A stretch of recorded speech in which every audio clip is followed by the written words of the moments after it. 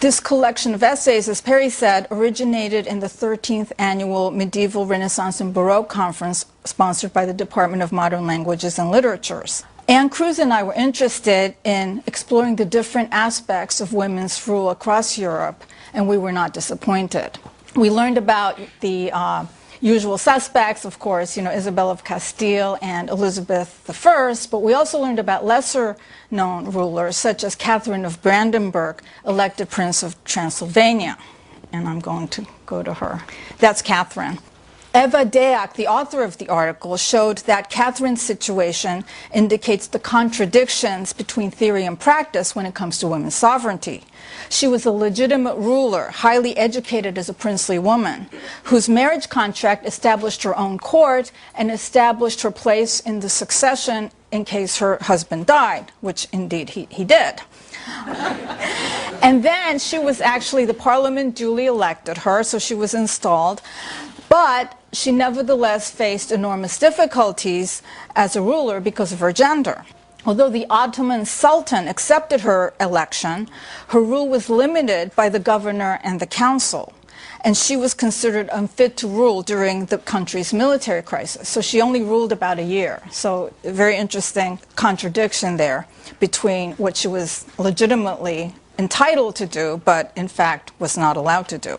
This gap between theory and practice has also worked in favor of women.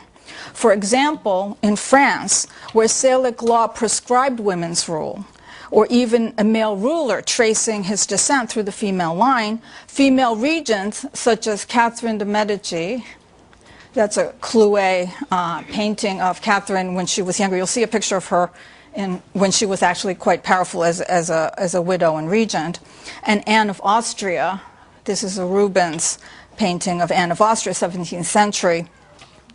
These rulers became extremely powerful because as mothers of kings, they were considered safer placeholders than uncles of the young kings who might move to usurp the throne for themselves.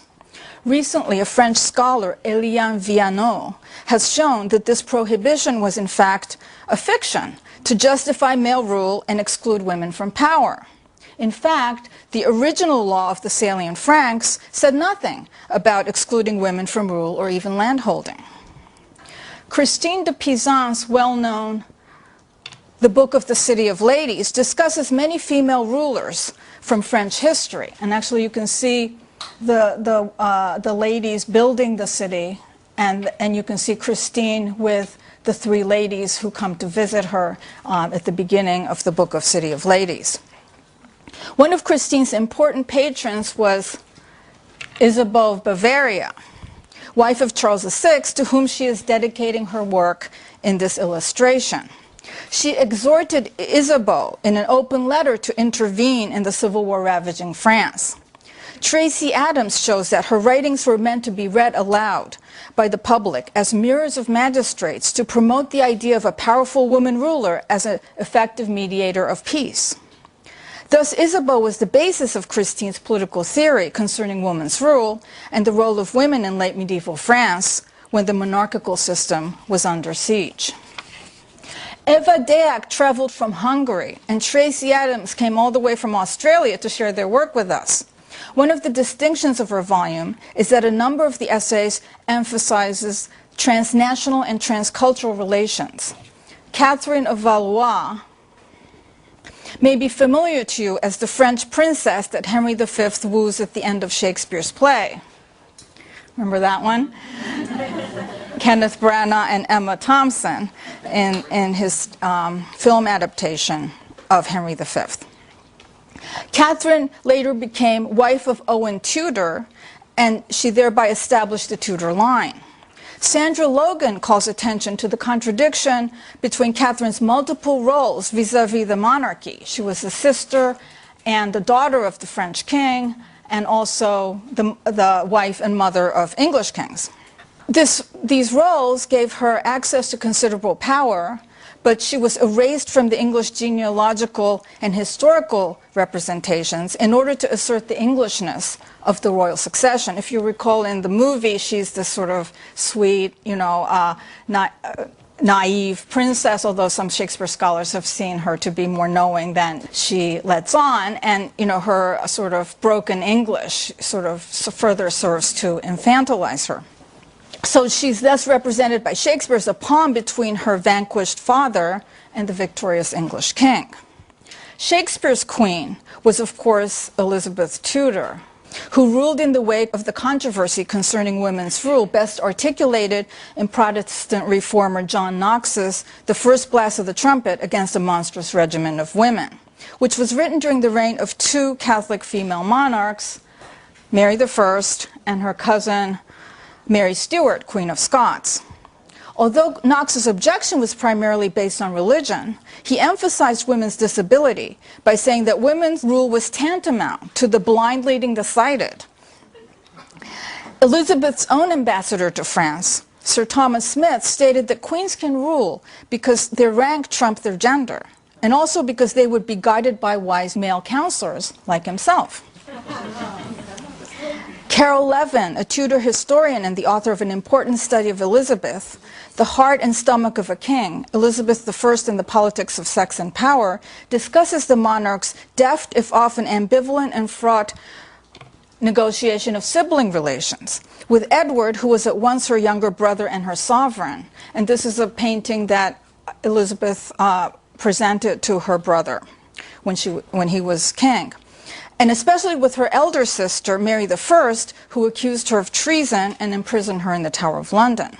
Upon her ascension to the throne, Elizabeth also used the expected exchange of gifts with her subjects as a way to assert her own sovereignty, at the same time enabling her subjects to affirm and consolidate political loyalty. Catherine Howey examines the New Year's exchange of gifts between the Queen and her subjects, which were carefully recorded, and exchanges between the Queen and foreign sovereigns and ambassadors as tools of statecraft. And I'm going to show you one picture of Elizabeth and all her finery, because a lot of the gifts were items of clothing, and sometimes husbands and wives would put together an outfit and give Elizabeth the outfit, and these are all recorded in the New Year gift rolls. The gentlemen in the Queen's privy chamber directed the gifts to be given and managed the gifts received, thereby participating in the network that supported Elizabeth's sovereignty. This interest in subjects' relationships to their sovereign informs my own essay, which discusses a work of political counsel addressed to Queen Elizabeth by Anne Dowridge. This is the title page of the work. Dowridge's work, titled The French History, is a selective verse rendering of a history of the French Wars of Religion. In this work, Dowridge provides political advice to Elizabeth not to follow the example of Catherine of Medici. And here she is, in a much later painting than the one you saw earlier. Catherine de' Medici, whom she represents as a Machiavellian ruler responsible for the St. Bartholomew's Day massacre, in which Protestants were slaughtered by Catholics.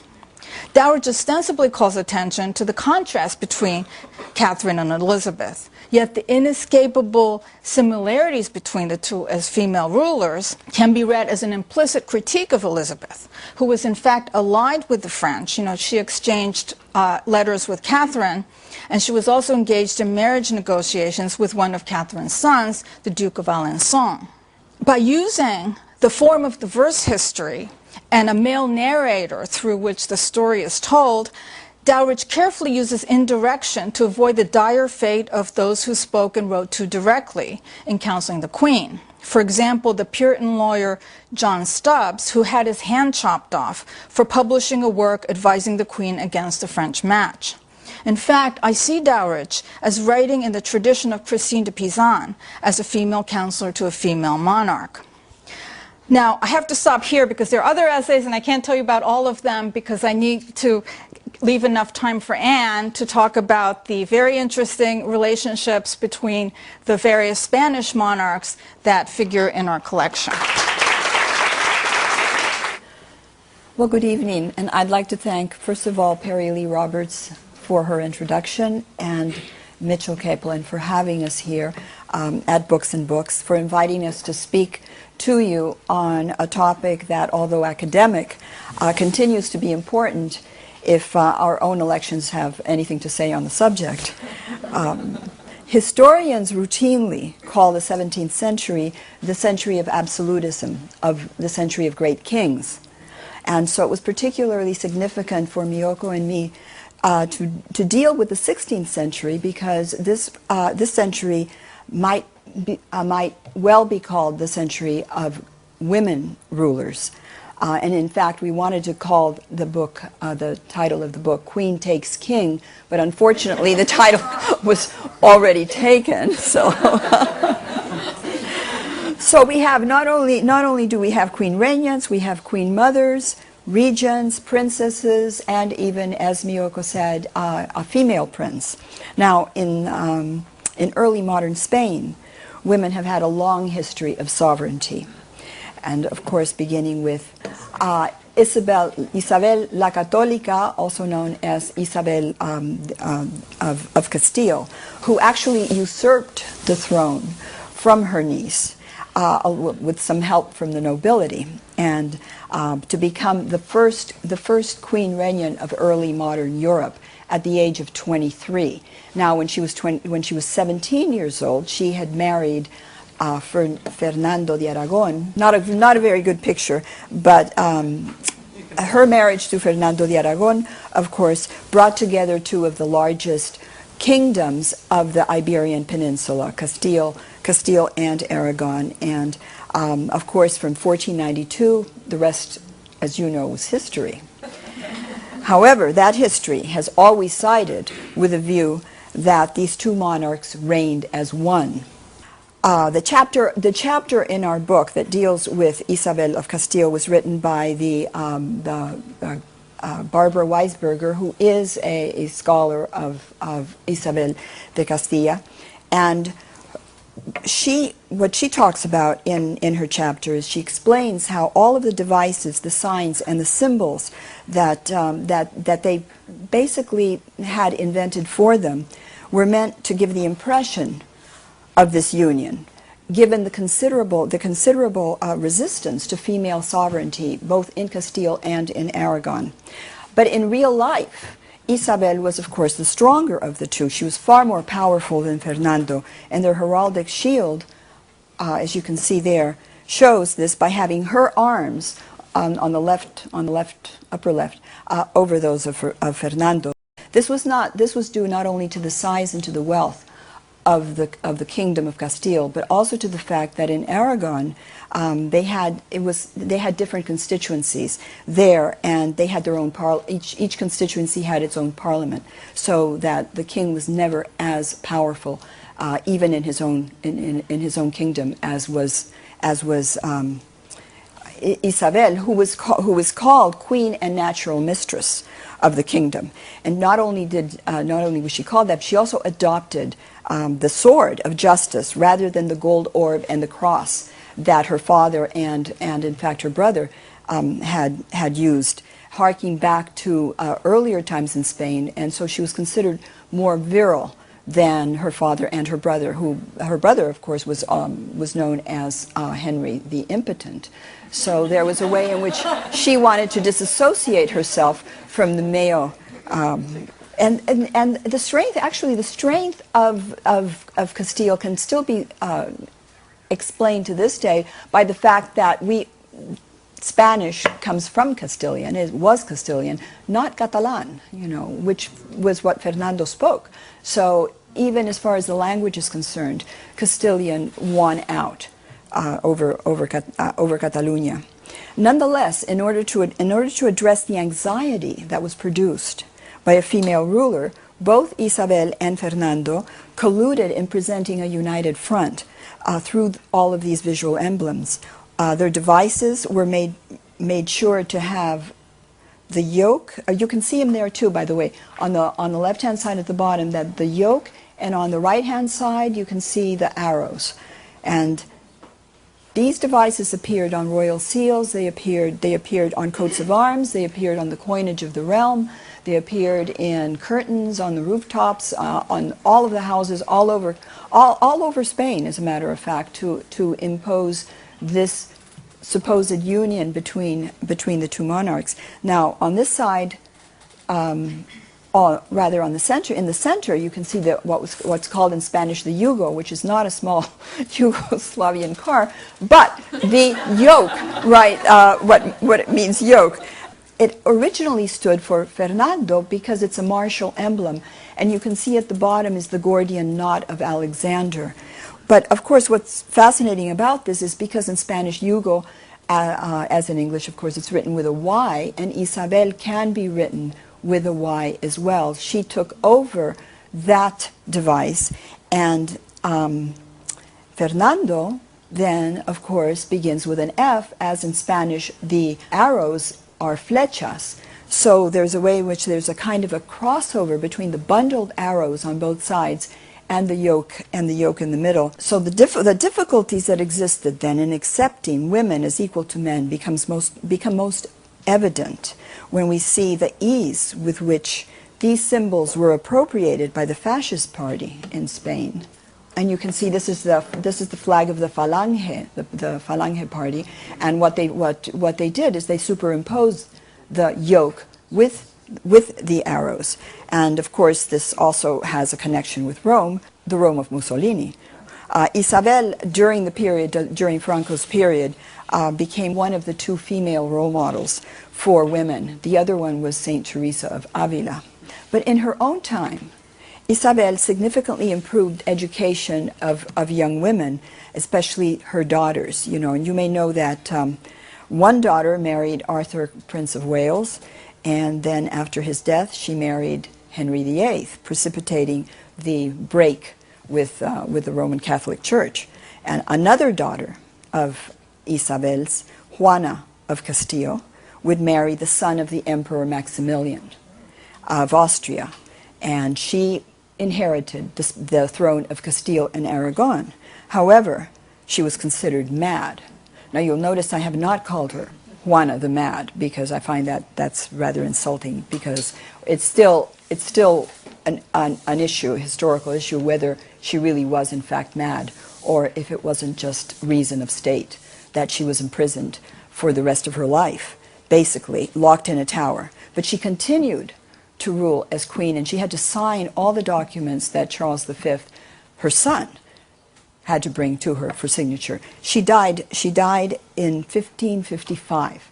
That is 1 year before her son, Charles V, abdicated the throne. So you see, she had an extremely long life. Unfortunately, we don't have a chapter on Juana of Castile in our book, but I think that she merits a rewriting of history. Now, my own chapter in this book focuses on Isabel of Castile's great-granddaughter, Charles V's daughter, Juana of Austria. She is Charles V's daughter, and if you can see what she has, the medallion that she's holding on to is the medallion of her brother, Philip II. Both Juana and her brother Philip, one of the first of many paintings by Titian of Philip, this is right before he became king, both Juana and Philip married their Portuguese first cousins. So a tradition in the Habsburg family was to marry your relatives. And so they married their first cousins. They both widowed within 2 years, and they were both left with a son. And when Charles pressed Philip to remarry after the death of his first wife, he ended up by marrying his aunt, Mary Tudor. If you'll remember that Mary Tudor, Mary Tudor was Catherine of Aragon's daughter, right? Who was the daughter of Isabel de Castilla. So Philip goes to England, right, to marry Mary Tudor. He was king of England for 4 years, but he was king of England. I like to get that in. In the meantime, he recalls Juana from Portugal, and Juana obediently leaves her 4-month-old son in Portugal, never to see him again.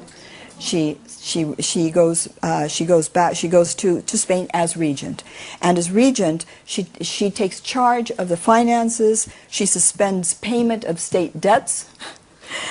She also sends an armed intervention to the Maghreb, And she refused to send her brother Philip more funds after Mary Tudor dies, and he wants to stay in the Netherlands. And she says, no, you have to come back. So Philip returns. On Philip's return after Mary Tudor's death, Juana stays at court to raise his son, the famous, or infamous, I should say, Don Carlos. Juana becomes very close friends with Philip's third wife, the 14-year-old Isabel of Valois, who happens to be Catherine de Medici's daughter. And so now the court was as much Juana's as it was Isabel's. She filled it with music, with dancing, horseback riding, painting. I like to stress that because there is just as much a black legend of Juana, as I mentioned, as there is of Philip. And I'm glad to say that I'm one of the first to sort of lift that black cloud off of poor Juana's head, because she was an incredible woman. She had a beautiful singing voice, and this was what I call the 8 years of Isabel de Valois' marriage with Philip II. I call it the Spanish Camelot. But she was also the only woman to become a Jesuit. From her childhood, Juana had been a very good friend of Francisco de Borja, who became her spiritual advisor, and when she asked him to join the Jesuit order, he couldn't say no. So she took vows of poverty, chastity, and obedience, and really only kept one of them. And she refused to marry, although Philip at one time actually wanted her to marry his son, Don Carlos. And it was Don Carlos who said, no, I can't marry her, she's my mother. she's like my mother. But Juana was willing to marry her nephew to keep the family line going. It's extremely important. The days, those joyful Camelot days of Philip and Isabel's reign didn't last very long at all, though. Don Carlos became progressively more mentally unstable. Philip finally had to jail him in the Tower. And then there, of course, the legend is that he killed him. He did not kill him. He died for reasons that we still aren't quite sure, but it wasn't because Philip killed him. But that's where the black legend, that's one of the black legends of Philip wanting to kill his son. So soon after his death, Isabel de Valois dies, giving birth to her third child. And Juana then takes over raising Isabel's two young daughters. And Isabel, of course, Clara Eugenia on the left, and Catalina Micaela on the right. And Philip, who by then was 53 years old, still wanted to have a son as his heir. That's Philip at 53. And so Juana oversaw Philip's fourth and last marriage to his niece, Anne of Austria. So, and Anne would die 13 years later, some months after giving birth to her fifth child. And of the 5 children she had, only one would survive to adulthood and become King of Spain as Philip III. And Juana didn't live that long. Juana died at the age of 38, a widow who had been mother to all of the royal children except her own son. Now, after Anna's and Juana's death, Philip was cared for by his favorite daughter, Isabel Clara Eugenia. And so she stayed with her father, although she had been engaged to practically all the princes in Europe, to the point that she was called the Bride of Europe. She stayed with her father until a year after her father died in 1598, so she was already 33 years old by the time that she married. But of course, Philip had made the arrangements to marry her to her cousin, Albert of Austria, who was the brother of Rudolph, who would become the Holy Roman Emperor. And Rudolph was also engaged to her at one point. Now, her marriage dowry were the Netherlands. Philip appointed them co-sovereigns as archdukes, archdukes of Austria, and Isabel Clara Eugenia left Spain, never to return. The chapter on Isabel Clara Eugenia that we have in the book was written by the historian Magdalena Sanchez. She narrates the life of the Spanish princess in Brussels. And like Isabel of Isabel Clara Eugenia, who was Isabel's great-great-granddaughter, understood that she had the upper hand in the marriage. And she was referred to as domina, or mistress, and princeps proprietaria, while Albert was called only husband and guardian. Yet, according to Sanchez, Isabel accepted a subservient role to her husband, at least in public. And it's interesting because after Elizabeth of England's death in 1603, the English Jesuits were pressing for a Catholic ruler in England, and they wanted Isabel, because Isabel was in line to the English throne. They wanted her to claim the English throne, but she absolutely refused. She and her husband wanted to stay in the Netherlands. They assumed the culture of the subjects to win over the allegiance of the Low Countries, both as Catholic and as Spanish. It was interesting because she threw herself into this culture. She drank beer. She rode horseback. She actually won a prize by shooting a bird. And they stopped the contest after she won because they didn't want to have, until she died, because they didn't want to have anybody else winning the prize after she had. She was very, very, very beloved in the Netherlands. The provisions of Philip's cessation stipulated that sovereignty would devolve to Spain upon the death of either one of the archdukes, should they have no children. And Isabel desperately wanted a child so that the line would continue in the Netherlands. But unlike her Habsburg relatives, who had children that often lived only briefly, or who themselves died in childbirth, she never had any children.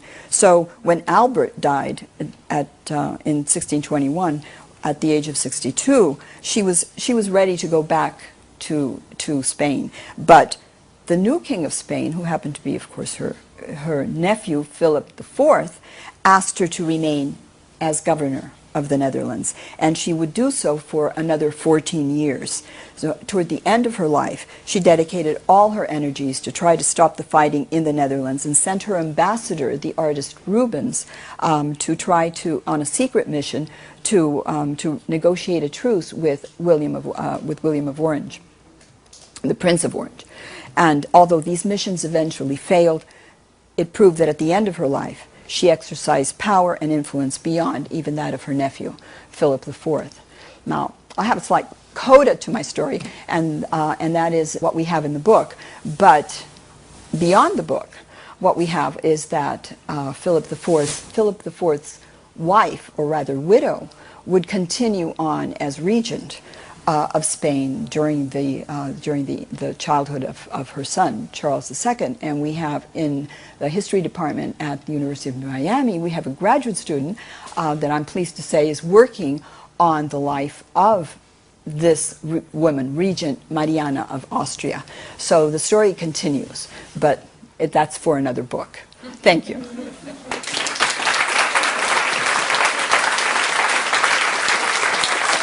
Does the audience have any questions? Hard questions. And I'm going to start off with one that may not be so hard, but for those of us who aren't historians or literary historians, what sort of materials did you personally use for your essays that made them different, or what sources were you using to uncover the lives of these women rulers?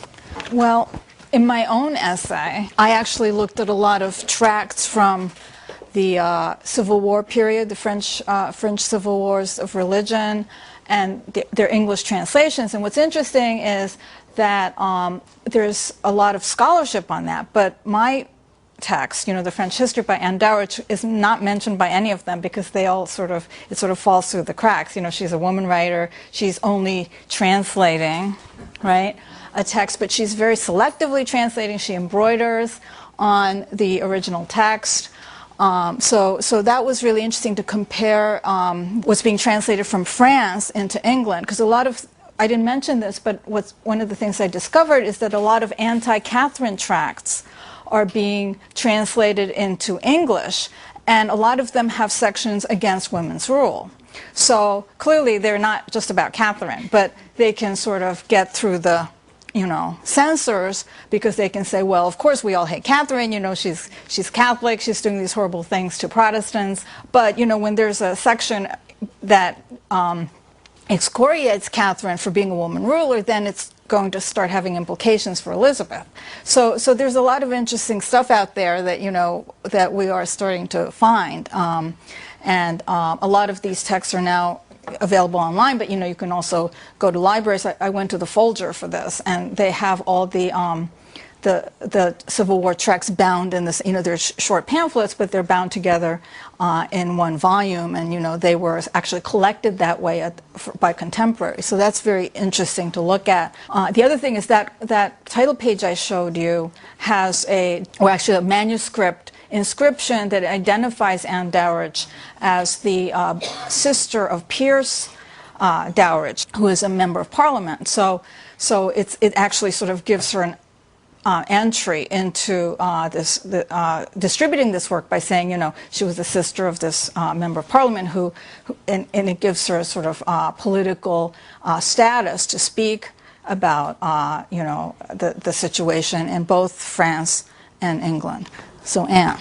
Well, actually what I did was I read a lot of history books, and what's interesting to me is that the older historians, I don't mean age-wise, but I mean simply going back in time, no, no comment over there, are far more generous in their approach to women than what we consider the current historians. I'll give you an example. Geoffrey Parker, for instance, was a great historian of Spain, completely pushes poor Juana of Austria aside and says, oh yes, she was this very, very arrogant woman who barely spoke and didn't say anything, whereas the older historians are saying, no, they're quoting from her letters. There's a beautiful letter that she writes to Catherine of Medici when Isabel of Valois dies, and she writes and she says, yes, I know I'm supposed to be grateful that she has now gone with the Lord, but I loved her so much that this is breaking my heart. And those are the kinds of things that I think that that one looks for sometimes that are in history books as well as in archives. Those retazos, those little bits and pieces of things that we can use to put a different history together, maybe a history of women that reads very differently from the history of men. Thanks so much for a wonderful talk. I had a question about Catherine de Medici, so Catherine of Medici, who in the fiction and also in historical writing in France at least is portrayed as such a horrible person and sort of a murderer and everything, and I was wondering if in your book or in your own research you had found what kind of information they've really found about her, and whether she's also been some of the cloud. Black legend, yes, you're right. Well, I think the more recent scholars on Catherine see her as a very sort of quote-unquote Machiavellian. She's very steeped in realpolitik, but obviously that's what rulers did, and because she was a woman, she was vilified for that. And actually, it's interesting because Elizabeth goes through a similar fate in later times. There's these sort of, raising her up as an icon of, Protestant monarchs when there's, this sort of backsliding into Catholicism, right, by the Stuart kings. But on the other hand, there's also, stories that get actually transferred from Catherine. There's a story that Catherine gave poison gloves to Jeanne d'Albret, and the same story gets repeated about Elizabeth later on, that she gave poison gloves to somebody and killed. Actually, it's this sort of fictional account where Elizabeth is jealous of a younger woman, and she sends poison gloves. So the poison gloves keeps coming up, and of course it's been established that Jeanne d'Albret did not die of poison gloves, but she died of natural causes. So you're absolutely right that Catherine was the object of such vilification, but I think that's being, as Anne was saying, that's being sort of rewritten, and the recent scholarship tends to revise that.